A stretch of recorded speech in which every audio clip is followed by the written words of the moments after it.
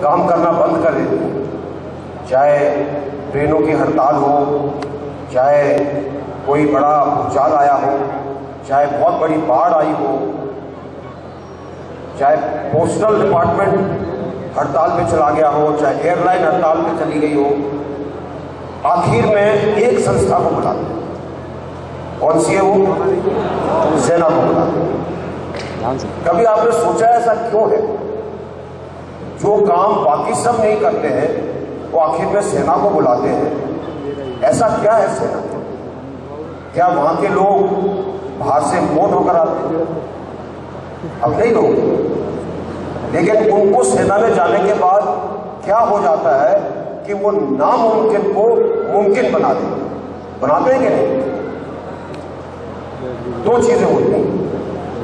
पहली चीज है कि उनके अंदर एक ऐसी भावना का उद्गम होता है, ऐसी एक भावना उनको प्रेरित करती है, ऐसी एक भावना उनके मन के अंदर भर जाती है जो कहती है कि मेरा देश मेरे लिए सर्वोपरि है। नेशन फर्स्ट ऑलवेज है। और इसीलिए हमेशा वो देश के हित के बारे में सोचते हैं, अपने हित के बारे में। एक और चीज होती है और वो होता है कि उनके अंदर एक संगठन की शक्ति है, एक एकता।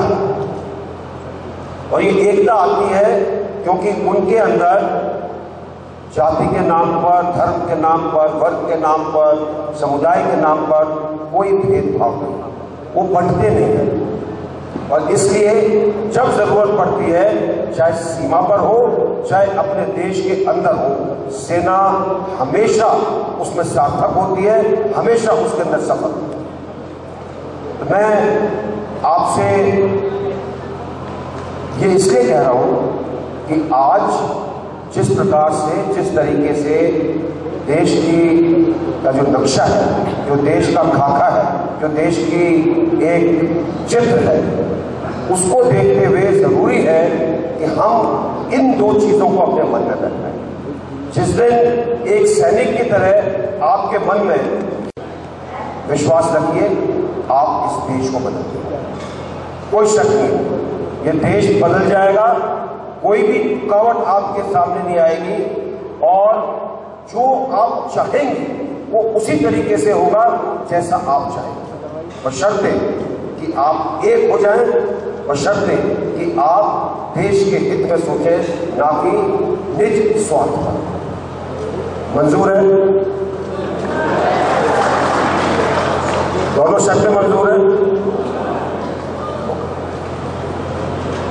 देखिए, पिछले 65 सालों में, और संतोष जी ने आपको बताया कि किस प्रकार हमारी संसद संविधान के अनुरूप नहीं चल रही है। पिछले 65 सालों में हमारे शातिराना, चतुर, मैं दुष्ट तो नहीं कहूँगा, शायद लोगों को बुरा लगे, लेकिन चतुर जरूर कहूँगा, जो हमारा राजनीतिक तंत्र है, उसने इस देश को उतना बांट दिया जितना शायद अंग्रेजों ने भी नहीं बांटा। आज हालत यहां तक है कि कई गांवों में अगर आप जाएं, परिवार बटे हुए हैं। दो बेटे कहते हैं हम फलां पार्टी के हैं, पिता कहता है मैं फलां पार्टी का हूं, मां कहती है मैं उस पार्टी की। तो ये इसीलिए हुआ है क्योंकि हमने एक बड़ी भारी गलती की।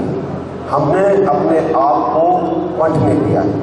और आज जो आप अपने आप को कमजोर पाते हो कि सरकार ऐसा कर रही है, हम कुछ नहीं कर सकते, फला आदमी ऐसा कर रहा है, कुछ नहीं कर सकते, फला आदमी इतना पैसा इकट्ठा कर रहा है, हम कुछ नहीं कर सकते, ये कमजोरी आपकी इसलिए है कि आप बंट गए।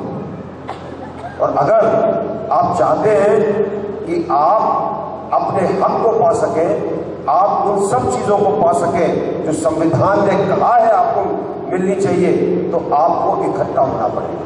और जब तक आप इकट्ठे नहीं होंगे, तब तक ये लड़ाई आगे नहीं बढ़ने वाली। तो मेरी दूसरी आपसे गुजारिश है, रिक्वेस्ट है, क्या आप इकट्ठे होंगे या नहीं? अगर आप इकट्ठे होंगे खिलखिलाकर हंस पड़ते हैं, वोट दे देते हैं और उसके बाद 5 साल तक उनकी लातें खाते हैं क्योंकि वो हमारे शासक बन जाते हैं। हम भूल जाते हैं अपनी ताकत। जब हम जनतंत्र की बात करते हैं, जनतंत्र सही जनतंत्र वही है जिसमें जनता की भागीदारी, जिसमें जनता निश्चय करे हमने क्या करना, जिसमें जनता कहे ये चीज इस तरीके से चलनी चाहिए और उसके बाद वो चीज चले। और यही हमारे संविधान ने कहा था। लेकिन क्योंकि संविधान ठीक तरह से चल नहीं रहा, क्योंकि हम अपनी ताकत को भूल गए हैं, इसलिए समय आ गया है कि हम अपनी ताकत पहचाने, इकट्ठे हो और सही जनतंत्र को लाए। यही एक लड़ाई है। ये जो दूसरी आजादी की लड़ाई की हम बात करते हैं वो जनतंत्र की लड़ाई है। और इसीलिए इस उद्देश्य से जनतंत्र मोर्चा बना और इसी उद्देश्य से सिर्फ इसी उद्देश्य से ये जनतंत्र यात्रा चल रही है कि हम आपको बता सकें, आपको जगा सकें कि बताइए हमको क्या करना है। क्या करने के लिए तैयार हैं आप? ये अगर तैयार हैं तो दिल्ली में ऐसा लगना चाहिए कि अलीगढ़ का हर बुजुर्ग, हर भाई, हर मातृशक्ति का मेंबर, हर बच्चा ऐसे पहुंच गया है कि शायद पूरा का पूरा शहर दिल्ली के अंदर आ गया है। अगर आप ये कर सकते हैं तो इससे आपको वो सब कुछ मिलेगा जो आपको आज तक नहीं। और ये मैं इसलिए कह रहा हूं कि अगर आपके मन में थोड़ा सा भी अपने लिए, अपने बच्चों के लिए, अपने परिवार के लिए, अपने बच्चों के भविष्य के लिए चिंता और प्यार है तो इस लड़ाई में आपका शरीक होना जरूरी है। अगर आपके मन में प्यार नहीं है तो मैं आपको कुछ नहीं कह सकता। मैं नहीं कह सकता आपको कि आप ये करिए।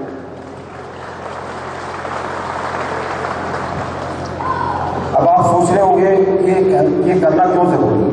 ये इसलिए करना जरूरी है कि आज जरूरत है व्यवस्था परिवर्तन की, पूरा सिस्टम चेंज करने की। उस सिस्टम के अंदर घुसने की जरूरत नहीं है, लेकिन वो सिस्टम लाने की जरूरत है जो आपके हक में। और ये इसलिए कि आपने देखा है कि भ्रष्टाचार कितना बढ़ गया है। आपने देखा है कि जहां तक युवा वर्ग है वहां पर डिग्री लेना आसान है, नौकरी लेना आसान नहीं। और अगर आपको ना पता हो तो 2-4 आंकड़े और बताता हूं, क्योंकि कई लोग कहते हैं कि देश आर्थिक शक्ति बनने वाला है। बड़े हमारे कई पत्रकार उसके ऊपर विश्लेषण करते हैं, निकालते हैं, कई सालों से प्रचार चल रहा है।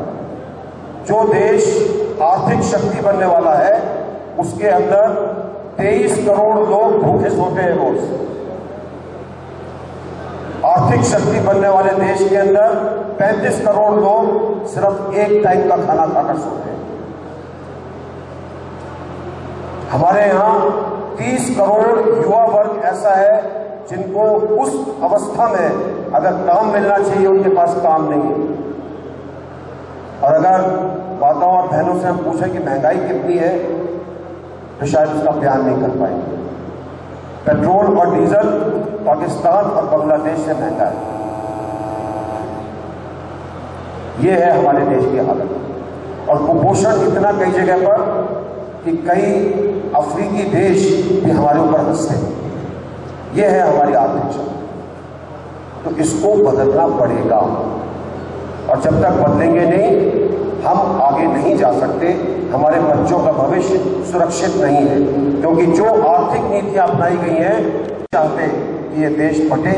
अगर आप नहीं चाहते कि ये देश बाहर की ताकतों को, व्यवसायियों को बिक जाए तो आपको उठना पड़ेगा, आपको खड़ा होना पड़ेगा, आपको अपनी ताकत का एहसास दिलाना पड़ेगा सरकारों को, ताकि आप इस चीज को बदल सकें। नहीं तो भविष्य अंधकार में अच्छा नहीं। एक चीज और मालूम कर लो आप इंस्पेक्टर साहब, जिस तरीके से आपको बांटा गया है उस तरीके से एक चीज और की गई। और ये मैं आपको इसलिए बता रहा हूं कि ये मुझे एक अफ्रीकी छोटे से देश के राजनयिक ने ये चीज़ मुझे बताई। उन्होंने कहा कि वो अपने देश में जानवरों के झुंड को पकड़ते हैं। हमने कहा वो तो जंगली जानवर है, कैसे पकड़ लेते हो आप? उन्होंने कहा कि हम देखते हैं कि जानवर कहाँ पर आते हैं, वहाँ पर मक्का के दाने फेंकते हैं, मक्का फेंकते हैं। कुछ दिनों में जानवर आकर उसको खाने लगता है, आदी हो जाता है। उसके बाद हम बड़ा एक पिंजरा बनाना शुरू करते हैं। पहले एक दीवार, जानवर आते हैं, पहले घबराते हैं, कुछ दिनों के बाद आदी हो जाते हैं, फिर दूसरी दीवार, फिर तीसरी, फिर चौथी, और एक दिन उसके अंदर दरवाजा लगा दिया जाता है। कुछ दिनों के बाद पूरा का पूरा झुंड अंदर चला जाता है। क्यों? क्योंकि उनको बिना मेहनत फ्री का खाना मिलता है और उसके बाद वो बंदी बन जाता है। हमारे साथ भी ऐसा ही हो रहा है। सोचकर देखिए कि क्या हमारे साथ ऐसा नहीं हो रहा है? बड़ी बड़ी सुंदर सुंदर शातिराना स्कीम आती है, आपको ये फ्री देंगे, आपको वो फ्री देंगे, सिर्फ एक उसका उद्देश्य है, आपको गुलाम बनाना।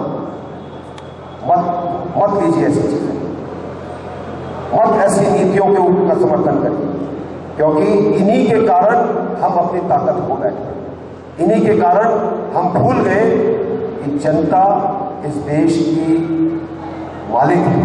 हम भूल गए कि हमसे ये सरकारें चलती हैं, सरकार से हम नहीं चलते। तो ये याद रखिएगा, सरकारें हमसे चलती हैं, हम सरकार से नहीं चलते। जिस दिन आप ये याद रखेंगे, उस दिन मैं यकीन के साथ कह सकता हूं कि आप वाकई में इस देश को बदल सकते हैं।